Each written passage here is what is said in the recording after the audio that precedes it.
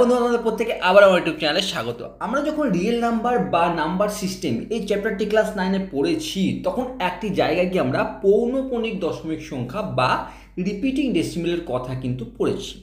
সেক্ষেত্রে আমাদের মাথায় এসেছে অনেক রকম কোশ্চেন এসেছে। তার মধ্যে একটি গুরুত্বপূর্ণ কোশ্চেন হয়েছে যে একটি ছোট্ট একটি নাম্বার এই কারণে বলছি, যেমন 0.33333, তো এটি একটি রিপিটিং ডেসিমেল নাম্বার, বা 0.63633, এটি একটি রিপিটিং ডেসিমেল নাম্বার, যেগুলো কিন্তু 0 আর 1-এর মধ্যবর্তী কোনো একটি জায়গায় অবস্থিত। আমরা নাম্বার লাইনে যদি দেখি, আমরা নাম্বার লাইন যদি আমরা ড্র করি, আমরা নাম্বার লাইন ড্র করলাম, ধরলাম, তাই এখানে হচ্ছে 0, এটি হচ্ছে 1। তাহলে এই 1 এবং 0-র মধ্যে কোনো একটি জায়গাতে 0.33 আছে বা 0.67 কিন্তু আছে।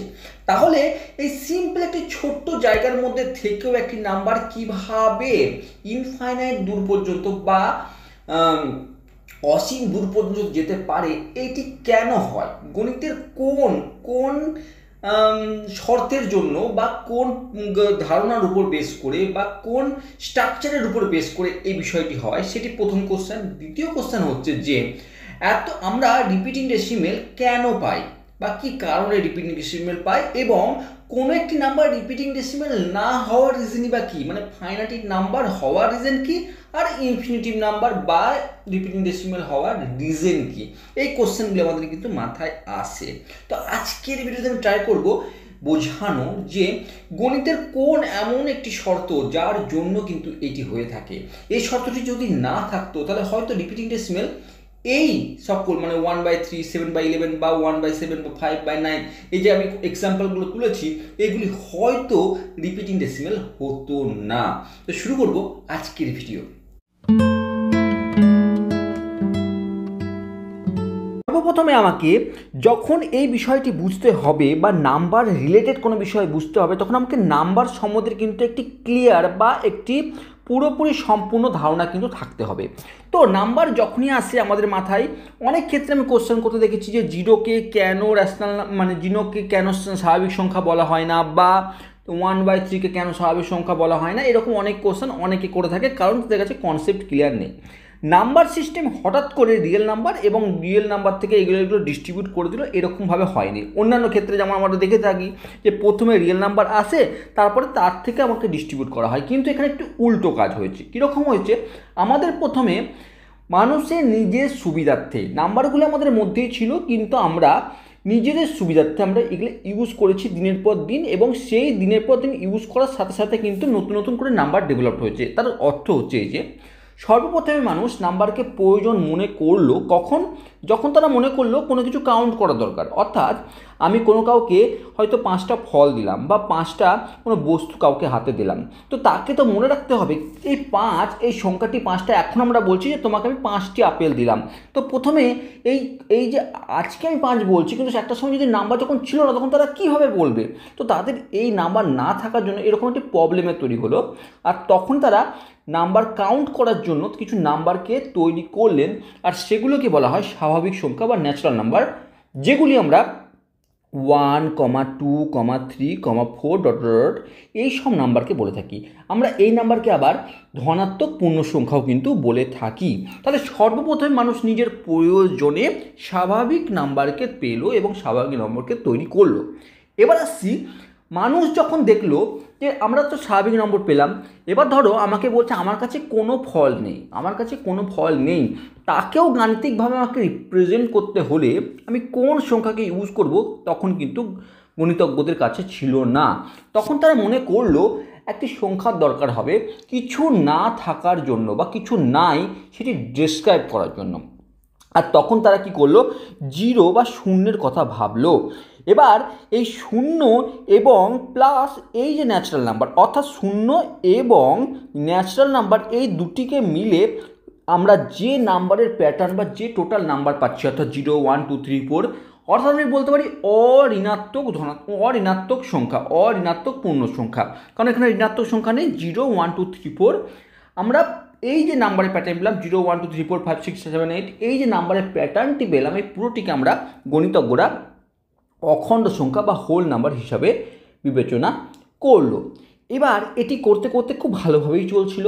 এবার মানুষের মনে হলো যে ধরো আমি রাহুলকে 5টি আপেল দিয়েছি, সেটি বোঝার জন্য আমি রাহুলকে 5টি আপেল দিয়েছি।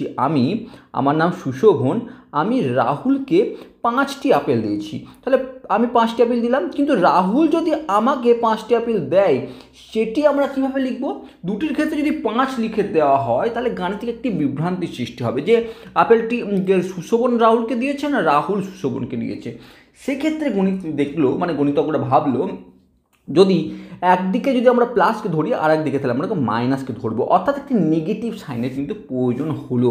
অথবা আমরা বলতে পারি যখন 5 - 6 যখন হলো বা একটি সংখ্যা থেকে বড় সংখ্যা, অর্থাৎ আমি 5টি আপেল দিয়েছি কিন্তু নেওয়ার সময় 6টি আপেল নিলাম, সেটি যখন গণনা করতে গেলাম তখন আমাকে কিন্তু ধনাত্মক একটা বিষয়ের মধ্যে প্রবলেমেটিক বিষয় তৈরি হলো, যেখানে আমাদের কনফিউশন জায়গা তৈরি হচ্ছিল।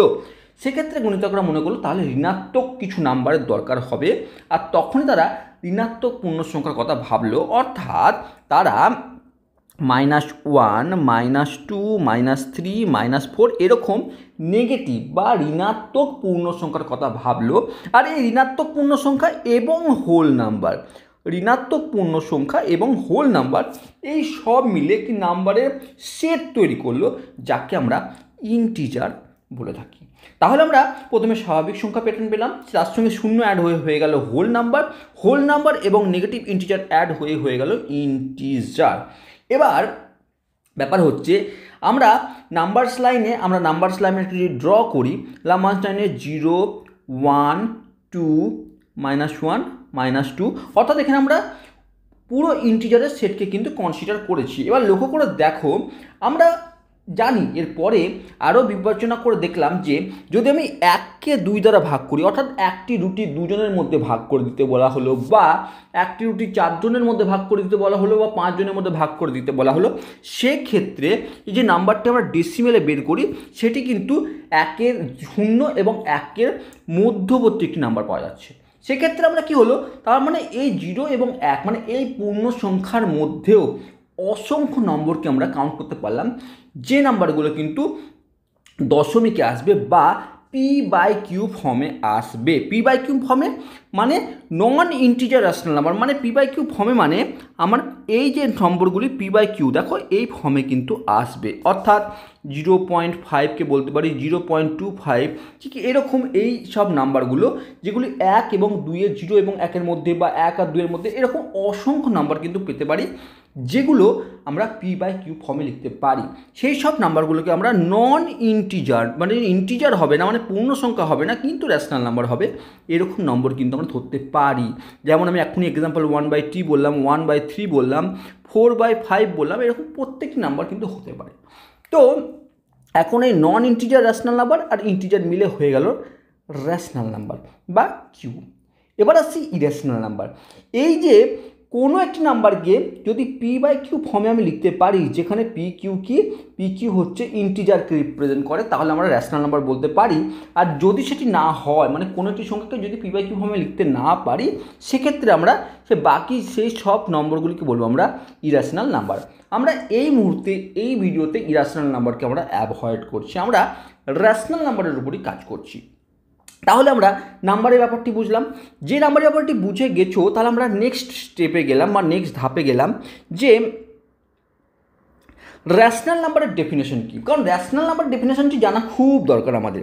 রেশনাল নাম্বারটি হচ্ছে, যদি আমরা বাংলায় বলি, যে সেই সকল তো বাস্তব সংখ্যা যাদের p/q ভগ্নাংশ আকারে প্রকাশ করা যায় এবং pq উভয় পূর্ণ সংখ্যা, মানে p/q ফর্মে লিখতে পারি এরকম যদি কোনো নাম্বার আমি পাই যেগুলো p এবং q সহমৌলিক সংখ্যা এবং p not equal to 0। এখানে প্রত্যেকটি বিষয় কিন্তু খুব মন দিয়ে বোঝার বিষয় আছে। দেখো, কোনো একটি নাম্বার p/q ফর্মে লিখতে পারবো, দেখো তাদেরকে আমরা রেশনাল নাম্বার বলে থাকবো বা মূলদ সংখ্যা বলে থাকবো। রেশনাল নাম্বার মূলদ সংখ্যার ডেফিনেশন কিন্তু এটি। এবার 1, 2, 0, 12/7, -5, -6, 1/7, 1/8। দেখো আমরা কিছু এক্সাম্পল নিয়েছি যেগুলো প্রত্যেকটি কিন্তু রেশনাল নাম্বার। লক্ষ্য করে দেখো 1 রেশনাল নাম্বার কেন? কারণ 1কে আমি 1/1 আকার লিখতে পারি, মানে p এবং q এই ফর্মে লিখতে পারি, যেখানে পি কিউ সহমৌলিক সংখ্যা। সহমৌলিক সংখ্যা কি? সহমৌলিক সংখ্যা মানে হচ্ছে যে দুটি সংখ্যা, যদি কোনো দুটি সংখ্যার ফ্যাক্টর শুধুমাত্র একটি থাকে, সেটি হচ্ছে 1। এই বিষয়ে আমি অলরেডি একটি ভালো করে ভিডিও বানিয়েছি, সেটি দেখলে তোমরা কনসেপ্ট ক্লিয়ার হয়ে যাবে। তো দেখো, এই 1কে আমি 1/1 লিখতে পারি, 2কে আমি 2/1 লিখতে পারি, 0কে আমি 0/1 লিখতে পারি, 22/7 অলরেডি p/q ফর্মে আছে, -5কে আমি -5/1 লিখতে পারি, -6কে আমি -6/1 লিখতে পারি, 1/7 অলরেডি দুটি ইন্টিজারের রেশিও আকারে আছে, এবং 1/8ও দুটি ইন্টিজারের রেশিও আকারে কিন্তু আছে, এবং প্রত্যেকটি সহমৌলিক সংখ্যা, এবং প্রত্যেকের নিচে কিন্তু q not equal to 0। Q not equal to 0 কেন বলেছে? যদি আমার নিচের সংখ্যাটি 0 হয়ে যায়, মানে কোনো সংখ্যা ডিভাইডেড বাই 0 কিন্তু হচ্ছে আনডিফাইন্ড, আমরা ভালো করে জানি। তো আমরা সেই কনফিউশন দূর করার জন্য গণিতে আমরা প্রত্যেকটি শর্ত কিন্তু বিবেচনা করা হয়েছে, এবং বিবেচনা করেই কিন্তু ডেফিনেশনগুলো তৈরি করা হয়েছে। তাহলে আমরা র্যাশনাল নাম্বারের ডেফিনেশন বুঝলাম, র্যাশনাল নাম্বারের কোন কোন বিষয়গুলি আছে সেই জিনিসগুলো ধারণা ক্লিয়ার হলো। আমার মনে হয় যে এই বিষয়গুলো যখন বোঝাতে যাচ্ছি, তখন হয়তো অনেকের মনে হবে অনেক বড় লেন্দি একটি ভিডিও বানানো হচ্ছে, 10 মিনিট অলরেডি হয়ে গেছে বা 5 মিনিট অলরেডি হয়ে গেছে, তাহলে এত বড় আমার আসল জায়গা থেকে হয়তো আমরা বেরিয়ে যাচ্ছি। কিন্তু লক্ষ্য করে দেখো, একটা আমরা যদি কোনো কিছু বুঝতে গেলে, মানে আমি গণিতের কথাই যদি বলি, গণিতে কোনো কিছু বুঝতে গেলে তার তোমার যদি তার কনস্ট্রাকশন বা তার যদি ভিত যদি স্ট্রং না হয়, তাহলে তোমার মাথার ওপর দিয়ে সেগুলি যাবে। হয়তো কিছু সময়ের জন্য তুমি সেটা মনে রাখতে পারবে, তোমার নিজের প্রয়োজনে বা হয়তো কোনো এক্সামের জন্য হয়তো মনে রাখতে পারবে, কিন্তু যদি ভিত তোমার স্ট্রং না হয়, আজ থেকে 10 দিন পরে তোমাকে সে কোশ্চেনটি করলে হয়তো তোমার হাত থেকে বেরিয়ে যাবে। তো আমার মনে হয় ভিত স্ট্রং করা আগে দরকার, আর সেই জন্যই আমি স্টেপ বাই স্টেপ বিষয়গুলো বোঝাবার চেষ্টা করছি। তবে এটুকু বিশ্বাস করি বা এটুকু আমি বলতে পারি যে এই বিষয়গুলি বোঝানোর পর বা আমি তোমাকে ক্লিয়ার করার পর আমার মনে হয় যে ইন ফিউচার এই কোশ্চেনটি তোমাদের মাথায় যখনই আসবে, তখন তার কনসেপ্ট একটি পুরো জলের মতন ক্লিয়ার থাকবে, এবং সামনের জনকে বোঝাতেও অনেক ইজি হবে। তো আমরা নেক্সট আসছি যে আমরা যদি এক্সাম্পলের কথা ভেবে দেখি, আমরা স্টেপ বাই স্টেপ আছে। দেখো, এক্সাম্পলের কথা ভেবে দিই, র্যাশনাল নাম্বার এক্সাম্পল কি? আমরা ন্যাচারাল নাম্বার দেখলাম 1 2 3 4 0, নেগেটিভ নাম্বার -1 -2 -3 -4, ইন্টিজার যে কোনো কিছু হতে পারে, যে কোনো কিছু বলতে 5 100 200। তো আমরা এগুলো কিন্তু র্যাশনাল নাম্বারের এক্সাম্পল পড়ছি বিভিন্ন প্যাটার্নের। একটা ন্যাচারাল নাম্বারে পড়ে নিলাম, 0 তো ঠিক আছে, নেগেটিভ নাম্বার হয়ে গেছে, ইন্টিজার হয়ে গেছে। নন ইন্টিজার র্যাশনাল নাম্বার, নন ইন্টিজার মানে যেগুলো ইন্টিজার হবে না কিন্তু র্যাশনাল নাম্বার, যেমন 1/3 1/5 1/2 1/7 12/7। অনেকের মনে হয় 12/7 তো স্যার আপনি ভুল বললেন, 12/7 তো ইরাশনাল নাম্বার। 12/7 ইরাশনাল নাম্বার নয়, আমরা পাইয়ের মান 12/7 ধরে থাকি, আর তার পাশে লেখা থাকে এর আসন্ন মান বা প্রায়, মানে এটি পাইয়ের মান 22/7 নয়, 22/7 কাছাকাছি কোনো একটি। তার 22/7 সবসময় p/q ফর্মে কিন্তু আছে, p/q ফর্মে আছে, p এবং q ইন্টিজার এবং p এবং q সহমৌলিক সংখ্যা।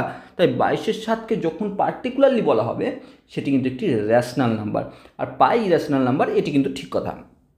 এবার হলো, আমরা যখন আমাদের এক্সাম্পল ক্লিয়ার হয়ে গেল, এবার আমরা কিছু এই বিষয়টি বোঝার চেষ্টা করি। দেখো তো, ডেসিমেল এক্সপ্রেশন, আমরা যখন একটি কিছু দেখলাম, এক্ষুনি লক্ষ্য করে দেখলাম যে 1/2 1/5 1/7 মানে p/q এ থাকা যদি কোনো ইন্টিজার না হয়, কোনো একটি সংখ্যা র্যাশনাল নাম্বারে কোনো ইন্টিজার সংখ্যা হলো না, তাকে আমরা ডেসিমেলে কিন্তু রিপ্রেজেন্ট করতে পারি। যেমন ধরো 1/2কে আমরা 0.5 করতে পারি, বা 1/4কে আমরা 0.25 করতে পারি, জানি। তো এই যে অংশটি, এটা হচ্ছে ডেসিমেল এক্সপ্রেশন এই p/q ফর্মের, বা এই 1/2 এর ডেসিমেল এক্সপ্রেশন হচ্ছে 0.5। তাহলে এই ডেসিমেল এক্সপ্রেশনের ভিত্তিতে দেখো, লক্ষ্য করে দেখো, এই ডেসিমেল এক্সপ্রেশন ভিত্তিতে আমাদের দু রকমের ডেসিমেল এক্সপ্রেশন হতে পারে। যেমন 1/2 0.5 এসছে, এটি কিন্তু সসীম বা টার্মিনেটিং। একটু লক্ষ্য করে দেখো, এই যে আমি এখন এক্সাম্পল দিলাম 1/2, এটি কিন্তু সসীম বা টার্মিনেটিং ডেসিমেল নাম্বার, ঠিক আছে। তো এটি টার্মিনেটিং ডেসিমেল নাম্বার। এবার যদি আমি 1/3কে কনসিডার করতাম, সেটি হতো 0.333 ... চলতে থাকতো আপ টু ইনফিনিটি। এটি কিন্তু নন টার্মিনেটিং অর্থাৎ এই ক্যাটাগরিতে পড়ছে। তাহলে প্রথম একটি সসীম দশমিক সংখ্যা, এটি 1/2, এটি একটি রেশনাল নাম্বার, সেটি কিন্তু সসীম দশমিক সংখ্যায় পরিণত হচ্ছে।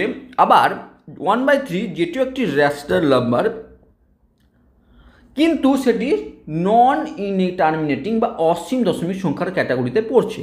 এবার এই অসীম দশমিক ক্যাটাগরির মধ্যে কিন্তু দুটি ভাগ আছে। কি ভাগ?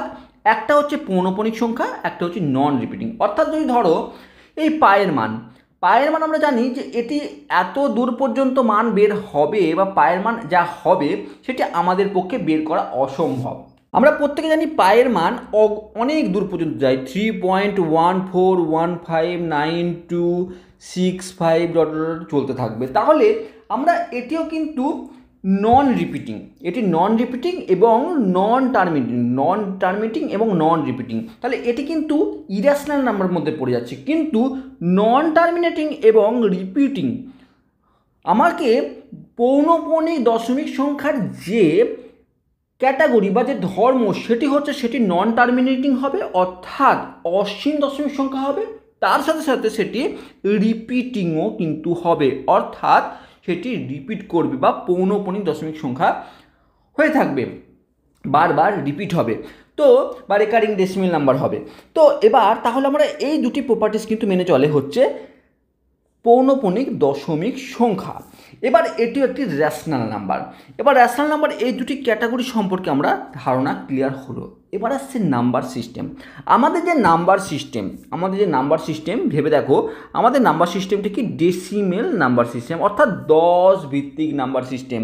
ডেসিমেল নাম্বার মিনস 10 ভিত্তিক নাম্বার সিস্টেম। তুমি লক্ষ্য করে দেখো, আমরা যখন নাম্বারগুলো পড়ি, আমরা 0, 1, 2, 3, 4, 5, 6, 7, 8, 9 মানে আমরা 10টি নাম্বার নিয়ে কাজ করি। এরপরে যখন 10 হয় 1 এবং 0 হয়, 11 হয় 1 এবং 1 হয়, 12 হয় 1 এবং 2, 13 হয় 1 এবং 3, বা 25 হয় 2 × 5, 2 এবং 5, 100 হয় 100, 125 হয় 125।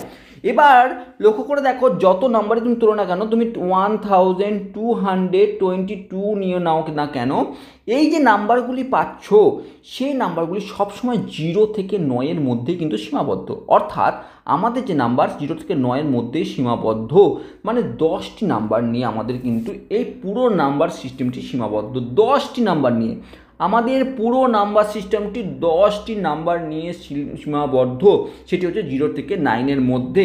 তাই তুমি অগুন্তি, তুমি যদি তোমার যতদূর কল্পনা করতে পারো সেই সংখ্যাটিকে তুমি যদি নিয়ে, এবার তুমি কল্পনা করো একটি বড় মাপের তুমি কোনো একটা নম্বরকে কনসিডার করলে, যে 55,55,555 টাকা।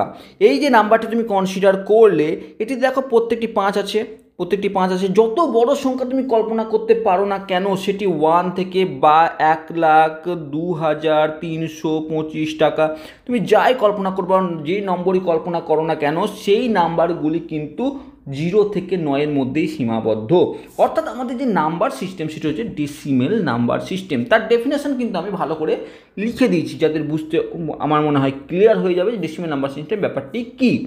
এবার আসছি, এই ডেসিমেল নাম্বার সিস্টেমটি বুঝলাম, এই ডেসিমেল নাম্বার সিস্টেমটি অ্যাকচুয়ালি কীভাবে কাজ করে সেটি হচ্ছে আসল রহস্য বা পৌনঃপুনিক দশমিক সৃষ্টি কিন্তু অ্যাকচুয়াল কারণ। এবার সেটি বুঝতে গেলে আমাকে আরেকটি বিষয় বুঝতে হবে, প্লেস ভ্যালু বা স্থানীয় মান। ধরো তোমাকে আমি একটি কোশ্চেন করছি যে 22222.2222, এই যে আমি নম্বরটি লিখলাম বা এই যে সংখ্যাটি দিলাম, তুমি দেখে বলবে বা এই নম্বরটি খুব ভালো, প্রত্যেকটি তো 2। কিন্তু যদি একটু লক্ষ্য করো, এই দুই কিন্তু অ্যাকচুয়ালি 2, কিন্তু এই 2 অ্যাকচুয়ালি 20, এই 2 অ্যাকচুয়ালি কিন্তু 200, এবং এই 2 অ্যাকচুয়ালি 2000, এবং এই 2 অ্যাকচুয়ালি 20,000। তুমি লক্ষ্য করে দেখো, 20,000, 2000 মানে 22,000, 22,200, 22,220 আর 22,222। এগুলো যদি টোটাল করো তুমি যেটা পাচ্ছ সেটি হচ্ছে 22,222। অর্থাৎ তুমি লক্ষ্য করে দেখো এই দুইটি কিন্তু এর অ্যাকচুয়ালি এই যে এর মান 2 ঠিকই, কিন্তু এই দুইয়ের কিন্তু মান 2 নয়, এর মান হচ্ছে 20। অর্থাৎ একে আমরা স্থানীয় মান বলে থাকি। অর্থাৎ দশমিকের যত আমরা বাম দিকে যাব তার সঙ্গে 10 গুণ হবে। অর্থাৎ এই দুটির অর্থ হচ্ছে 2 × 10⁻0। এই দুইয়ের অর্থ হচ্ছে 2 × 10⁻1। এই দুইয়ের অর্থ হচ্ছে 2 × 10 স্কোয়ার। আর এই দুইয়ের অর্থ হচ্ছে 2 × 10 কিউব। আর এই দুইয়ের অর্থ হচ্ছে 2 × 10⁴। অর্থাৎ আমরা দশমিকের যত বাম দিকে যাব একটি করে 10 কিন্তু গুণ হতে থাকলো। অর্থাৎ তারপরে আমরা কি যে সংখ্যাটি পাচ্ছি সেটি কিন্তু অ্যাকচুয়ালি 22,222 টাকা। তো এই যে দুইয়ের মান 2 এবং এই দুইয়ের মান যে 20, এই যে মানকে বলা হয় আমাদের স্থানীয় মান। আর এটি কেন হয়? কারণ আমাদের যে নাম্বার সিস্টেম সেটি হচ্ছে 10 ভিত্তিক নাম্বার সিস্টেম। তাই যখনই তুমি বাম দিকে যাবে, দশমিকের বাম দিকে যাবে, তখন প্রত্যেকটি নাম্বারের সঙ্গে কিন্তু 10 গুণ হবে। কারণ আমরা পড়েছি একক, দশক, শতক, হাজার। সেখানে লক্ষ্য করেছি যে এই যে একক, এই যে দশক, এই যে শতক, এই যে হাজার, প্রত্যেকটির সঙ্গে কিন্তু 10 10 10 10 করে অ্যাড হয়েছে, মানে গুণ হয়েছে, তাই না? এবার লক্ষ্য করে দেখো তো এই দশমিকের ডান দিকে আমরা যাই, লক্ষ্য করে দেখো এই যে 2, এই 2-এর কিন্তু অ্যাকচুয়ালি ভ্যালু 2/10, আর এর ভ্যালু 2/100, এর ভ্যালু 2/1000, এর ভ্যালু 2/4। এবার লক্ষ্য করে দেখো তাহলে কি হলো, দশমিকের যখন আমরা বাম দিকে যাচ্ছি এর মানে কি?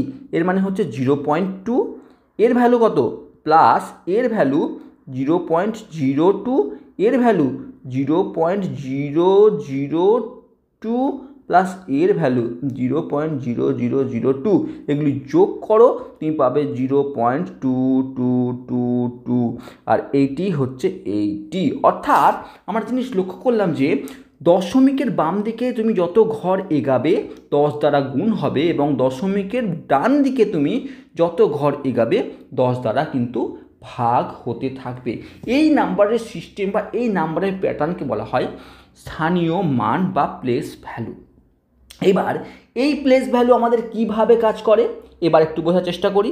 দেখো এবার আমাদের যে নাম্বার সিস্টেম তাকে একটু তুমি ভেবে নাও যে নাম্বার সিস্টেম নয়, একটি মেশিন। যেমন আমাদের মেশিনে চাল পেছানোর মেশিনে চাল ঢোকালে সেটি গুঁড়ো হয়ে চালে গুঁড়ো চলে আসে, বা হলুদ মেশিনে কাঁচা হলুদ দিলে সেটি গুঁড়ো হয়ে পাউডার হলুদ বেরিয়ে আসে। তেমন যদি আমরা নাম্বার সিস্টেমকে বা সংখ্যা ব্যবস্থাকে যদি একটি মেশিন বা একটি যন্ত্র হিসাবে কল্পনা করি, তাহলে এই যন্ত্রের কাজ কি? এই যন্ত্রের কাজ হচ্ছে তুমি যে সংখ্যায় একে দাও না কেন, এর ভেতরে তুমি যে নাম্বারকে প্রবেশ করাও না কেন, এ যখন বের করবে সেটিকে ভেঙে সেটি 10টি ভাগে বের করবে। অর্থাৎ আমি যদি একে 1 সংখ্যা দিই তাহলে এটি বের হওয়ার সময় 1/10 আকারে বের করবে। অর্থাৎ এই মেশিন, সংখ্যা ব্যবস্থার মেশিনই হচ্ছে ভাগ করার সময় যখন ভাগ করব, এই মেশিনটি এমন একটি মেশিন, যদি 1কে আমি ভাগ করতে বলি তাহলে সে 10টি ভাগে সর্বপ্রথমে ভাগ করবে। অর্থাৎ আমি বলতে চাইছি এই মেশিনের মধ্যে তুমি যদি একবার 1কে ঢুকিয়ে দাও, সে ভাগ করার সময় 10 ভাগে ভাগ করবে। এই মেশিনের কাজ হচ্ছে ভাগ করা, কোনো সংখ্যাকে ভাগ করা। আর ভাগের কন্ডিশন, ভাগ যখন তুমি করতে যাবে কাকে, সর্বপ্রথম মেশিনের কাজ হচ্ছে 10টি ভাগে ভাগ করা। এবার ব্যাপারটি বুঝলাম না হয়তো বা, এবার আমরা ক্লিয়ার করি অন্যরকম পদ্ধতিতে। ধরো আমি একটি কথা বলছি যে আমাদের বাড়িতে 3 বন্ধু বেড়াতে এসেছে। সর্বপ্রথমে আমরা 2টি বন্ধুর কথা বলি। আমাদের বাড়িতে 2টি বন্ধু আমাদের বাড়িতে বেড়াতে এসেছে, ঠিক আছে। এবার আমার বাড়িতে একটি কেক আমরা কিনে এনেছি। একটি কেক কিনে আনা হয়েছে। এবার আমাকে বলা হলো যে এই কেকটি এই দুটি বন্ধুকে এমন ভাগে ভাগ করে দাও যাতে কোনো কেক তোমার কাছে পড়ে না থাকে এবং সমানভাবে ডিস্ট্রিবিউট হয়ে যায় বন্ধু দুটির মধ্যে। এবার তুমি তোমাকে এই কেকটি কাটার জন্য একটি মেশিন আছে, সেটি হচ্ছে এই সংখ্যা ব্যবস্থার মেশিন, ভাগ করার মেশিন। তোমার বাড়িতে কোনো ছুরি কাঁচি নেই, তোমার কাছে এই মেশিনটি আছে যেটি তোমাকে কিন্তু কাট করবে বা বিভক্ত করতে হেল্প করবে। তুমি এই মেশিনের মধ্যে ঢোকালে। এবার এই মেশিনটি কিন্তু একটি বিশেষ বৈশিষ্ট্য আছে, যেহেতু এটি 10 ভিত্তিক সংখ্যা ব্যবস্থা, তাই এই মেশিনটি কিন্তু কি বললাম, এই মেশিনটির কাজই হচ্ছে তুমি এর মধ্যে ভাগ করার জন্য যাই কিছু ঢোকানো কেন সর্বপ্রথমে তাকে 10 ভাগে ভাগ করবে, তারপরে তুমি যাকে যেভাবে ডিস্ট্রিবিউট করো। এবার এই মেশিনে যখনই আমি কেকটিকে ঢোকালাম ভাগ করার জন্য, এই মেশিনে এর ভেতরে যখনই ঢুকলো কিন্তু এই মেশিনকে ভাগ করে এই কেকটাকে 10টি ভাগে ভাগ করলো। এই মেশিনটি কিন্তু এই কেকটিকে সমান 10টি ভাগে ভাগ করলো, অর্থাৎ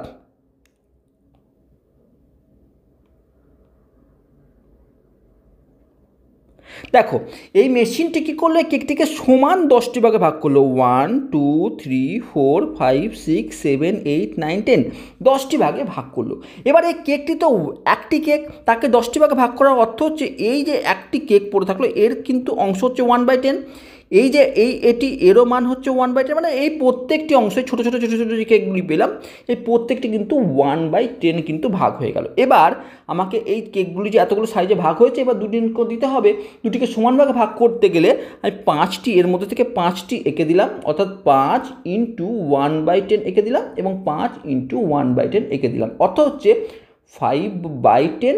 তার অর্থ হচ্ছে কি, তার অর্থ হচ্ছে 0.5। তো আমরা 1/10 আমরা 1/2 মানে একটি যদি 2টি ভাগে ভাগ করি তার অর্থ কি, আমরা 0.5 পাই না? আমরা 0.5 পাই তো একে ভাগ করলে 1/2কে। তো তার অর্থ হচ্ছে এই সংখ্যা ব্যবস্থা আমাকে 2টি ভাগে ভাগ করে দিল। এবং আমরা যদি ভাগ করে দেখি, আমরা যদি 1কে যদি 2 দ্বারা ভাগ করে থাকি, তাহলে লক্ষ্য করে দেখি আমরা প্রথমে কী করি, একটি দশমিক নিই, তারপরে এই দশমিকের জন্য একটি শূন্যকে আমরা অ্যাড করি। এই যে দশমিক নিলাম সেটির অর্থ হচ্ছে আমরা এই সংখ্যা ব্যবস্থার মেশিনে আমি কিন্তু এই কেকটিকে ঢুকিয়ে দিয়েছি, এই 1 নম্বর কেকটিকে এই কেকটি মেশিনে ঢুকিয়ে দিয়েছি। তার অর্থ হচ্ছে কেকটি এখন 10টি ভাগে কিন্তু ভাগ হবে, তার 10 হচ্ছে আমার এখানে এলো। এরপরে কি করব, এরপরে আমরা এই দুটি বন্ধুকে কিন্তু 5টি ভাগে ভাগ করব, অর্থাৎ দুইটি বন্ধুকে আমরা 5 ভাগে ভাগ করব, অর্থাৎ 5 × 2 = 10। পড়ে থাকলো কিছুই নেই আমার হাতে, অর্থাৎ সমানভাবে ডিস্ট্রিবিউট হয়ে গেছে। আর এই 0.5 কীভাবে এলো, এই সমানভাবে ডিস্ট্রিবিউট, অর্থাৎ 5 × 1/10 5 × 1/10 5টি ভাগে ভাগ করেছি। কাকে? 1/10কে। এই প্রত্যেকটি কেকের কি 1/10, তাকে 5টি ভাগে দুটি ভাগ করে দিয়েছি। তো আমরা ক্লিয়ার একটি কনসেপ্টে এলাম যে সংখ্যা ব্যবস্থার কাজটি কী। এবার ধরো 1কে আমরা, আমাদের বাড়িতে 3 জন বন্ধু চলে এসেছে কিন্তু কেক আমার কাছে একটি। এবার একটু অন্যরকমভাবে বোঝার চেষ্টা করি। দেখো এবার আমার বাড়িতে এখন 3 জন বন্ধু এসেছে, 1 জন 2 জন 3 জন। আমার বাড়িতে এখন 3টি বন্ধু এসেছে, তাদেরও আমার বাড়িতে হঠাৎ করে আরও 3টি বন্ধু এসছে, কিন্তু আমার কাছে আর একটি কেক অবশিষ্ট আছে। তো আমাকে কি করতে হবে, আমাকে এই কেকটিকে সমানভাবে কাটতে হবে। আর আমার কাছে বাড়িতে একটি যন্ত্র, আমি এখনও পর্যন্ত খুব কৃপণ, আমি আর নতুন কোনো যন্ত্র কিনিনি, আমি এই সংখ্যা ব্যবস্থার এই যন্ত্রটিকে ইউজ করব। কিন্তু সংখ্যা ব্যবস্থা যন্ত্রটি একটি গুরুত্বপূর্ণ যেমন বৈশিষ্ট্য হচ্ছে সে ভাগ তো করে দেয়, কিন্তু তার মধ্যে একটি ফল্ট আছে। সে 10টি ভাগেই ভাগ করবে। তাকে যতই বলো ভাই 3 জন এসে তিন করে 3টে ভাগ করে দে ভাই, আমার ঝামেলা মিটে যাবে, সে করবে না। তার কাজই হচ্ছে, তাকে একদম নিয়ম বলে দিয়েছে, তাকে বলা হয়ে গেছে, তার মধ্যে নিয়ম পুট করে দেওয়া হয়েছে, তুমি 10টি ভাগে ভাগ করবে, ব্যাস সে 10টি ভাগেই ভাগ করবে। এবার একটি কেক আমার কাছে পড়ে আছে, একে আমাকে সংখ্যা ব্যবস্থার মধ্যে আমি এই সংখ্যা ব্যবস্থার আমি মেশিনের মধ্যে আমি তাকে ঢুকিয়ে দিয়েছি।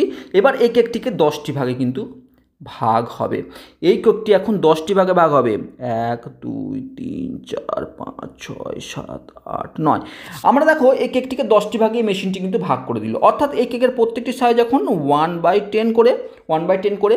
এবার আমি লক্ষ্য করে দেখলাম এবার আমাকে সমান ভাগে যখন ডিস্ট্রিবিউট করতে হবে তখন আমি এই বন্ধুটিকে 1টি 2টি 3টি কেক দিয়ে দিলাম, অর্থাৎ 3টি কেক দিলাম, অর্থাৎ 3 × 1/10, কারণ একটি কেকের পরিমাণ হচ্ছে 1/10 করে দিয়ে দিলাম। একেও আমি 3 × 1/10 দিয়ে দিলাম এবং একেও কিন্তু 3 × 1/10 আমি কিন্তু সংখ্যক কেক দিয়ে দিলাম। তিনটি কেক দেওয়া হয়ে গেল, পড়ে থাকলো কি একটি কেক কিন্তু আমার হাতে অবশিষ্ট থাকলো, কিন্তু আমাকে নিয়ম বলেছে যে এই কেকটি আমাকে রেখে দেওয়া যাবে না, এই কেকটিও কিন্তু আমাকে সমানভাবে ওই 3টি বন্ধুর মধ্যে ডিস্ট্রিবিউট করতে হবে। তাহলে কি করব, তাহলে আমরা এই কেকটিকে নিয়ে আনলাম, এই কেকটিকে একটু বড় করে আমি জুম করে এঁকে দিলাম এবং এই কেকটিকে আবার আমি ওই মেশিনে ঢোকালাম। এই মেশিনটা আবার কি করলো, আবার তাকে 10টি ভাগে ভাগ করে দিল। তাহলে 10টি ভাগে ভাগ করে দেওয়ার সঙ্গে সঙ্গে কেকটি ভাগ করতে শুরু করে দিল। 1 2 3 4 5 6 7 8 9, 1টি 2টি 3টি 4টি 5টি 6টি 7টি 8টি 9টি। এই কেকটির সাইজ ছিল কত, এই যে কেকটি আমি এখান থেকে কিন্তু তুলেছি, এই কেকটি অ্যাকচুয়ালি এখান থেকে তোলা, এই অংশটি কেকটি, তাই এর সাইজ কত ছিল 1/10। তাহলে এই যে হোয়াইট কালার এই পুরো কেকটি এটি কিন্তু 1/10 ছিল, সেখান থেকে আরও 10 ভাগ করা হয়েছে, মানে এই যে ছোট্ট ছোট্ট অংশগুলি পাচ্ছি, আমি আরও ক্লিয়ার করছি যে এই যে ভেতরে এই কেকটি এই যে কেকগুলি পাচ্ছি, এই ভেতরে কেকগুলি পাচ্ছি, তাদেরকে কিন্তু কি হলো 1/10 থেকে আরও 10 ভাগে ভাগ হয়ে গেল, অর্থাৎ এই অংশগুলি কিন্তু 1/100 হয়ে গেল। অর্থাৎ এই ছোট্ট ছোট্ট যে অংশগুলি, এই ছোট্ট ছোট্ট কেকগুলি, এগুলো প্রত্যেকটি এখন নিজের ভ্যালু হচ্ছে 1/100।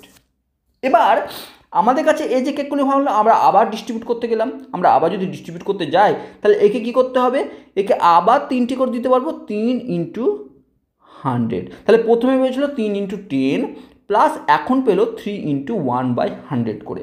এও একই রকমভাবে এই অংশটি পেয়েছে, এটি প্লাস 3 × 100 এবং এও কিন্তু প্লাস 3 × 1/100তম কেক পেয়েছে, মানে এরা প্রত্যেকে কিন্তু ইকুয়ালি ডিস্ট্রিবিউট হয়েছে।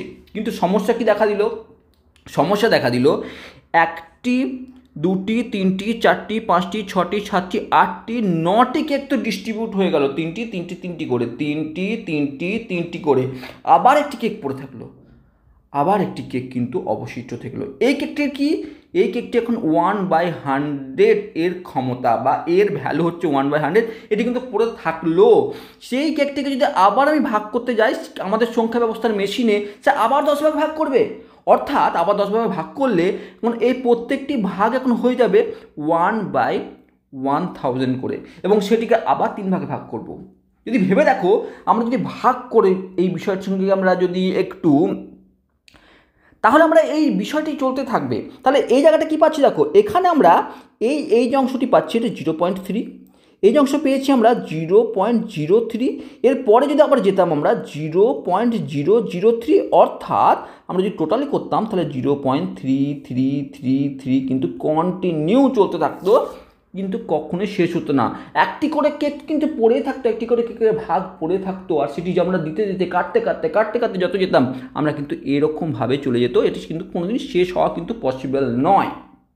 তাহলে আমরা ভালো করে জানি যে 1কে 3 দিয়ে ভাগ করলে, 1কে 3 দ্বারা ভাগ করলে কিন্তু 1/333 0.3333 হয়ে থাকে। এটি আমরা দেখেছি, কীভাবে দেখেছি, 1 দশমিক নিলাম, একটি শূন্য এলো, মানে এই অর্থটি হচ্ছে, এই দশমিক নেওয়ার অর্থটি হচ্ছে আমি দশমিকের ডান দিকে যাচ্ছি। দশমিকের ডান দিকে যাওয়ার অর্থ হচ্ছে আমি 10টি ভাগে ভাগ হবে, ভাগের সময় আমরা ডান দিকে যখন যাব 10 ভাগে ভাগ হবে, গুণের সময় যখন বাম দিকে যাব আমরা 10 ভাগে গুণ হবে। এবার তখন দশমিক নিলাম, তখন 10টি ভাগে কিন্তু এই একটি কেককে 10টি ভাগে ভাগ করলো, যেটি আমরা প্রথমে করেছিলাম, ফার্স্ট কেস যেটি করেছিলাম। সেকেন্ড, আমরা 3টি করে অংশ কিন্তু প্রত্যেকটি দিনকে ভাগ করে দিলাম, অর্থাৎ আমরা এই 10টি কেককে আমরা 3টি ভাগে ভাগ করে দিয়েছি, তাহলে পড়ে থাকলো 9টি কেক ভাগ করে দিয়েছি, পড়ে থাকলো আবার 1, মানে অর্থাৎ আমরা এই যে গ্রিন কালারের এই অংশটি পড়ে থাকলো, তাকে যদি আমরা আবার 0 দিই, অর্থাৎ এই যে 1 তাকে যদি আরও 10টি ভাগে ভাগ করলাম, আমরা যে 1 পড়ে থাকলো সেটিকে আবার 10টি ভাগে ভাগ করলাম, সেটিকে আবার ডিস্ট্রিবিউট করলাম, অর্থাৎ আমরা এই কথা বলা হচ্ছে। তাহলে এভাবে আবার 9 10 এভাবে কিন্তু কন্টিনিউ চলতে থাকবে। তাহলে আমরা লক্ষ্য করে দেখছি যে ব্যাপারটি হচ্ছে আমাদের সর্বপ্রথমে আমাকে বুঝতে হবে যে আমরা যে ভাগ করছি সেটি কিন্তু 10 ভিত্তিক নাম্বার ভিত্তিকের ওপর ভাগ করছি। অর্থাৎ এই যে সংখ্যা ব্যবস্থাটি যদি 12 ভিত্তিক হতো, অর্থাৎ আমার যদি এই সংখ্যা ব্যবস্থাটি 12 ভিত্তিক ডেসিমেল নাম্বার না হয় 12 ভিত্তিক হতো, তাহলে দেখতে আমরা প্রথমে এই কেকটিকে 12টি ভাগে ভাগ করতাম। 12টি ভাগে ভাগ করার অর্থ হচ্ছে আমি প্রত্যেকে 4টি করে ভাগ দিলে 4টি ভালো মিলে যেত। তাহলে 1/3 পৌনঃপুনিক দশমিক সংখ্যা হতো না যদি আমাদের সংখ্যা ব্যবস্থা 12 বা 15 বা 9 ভিত্তিক হতো।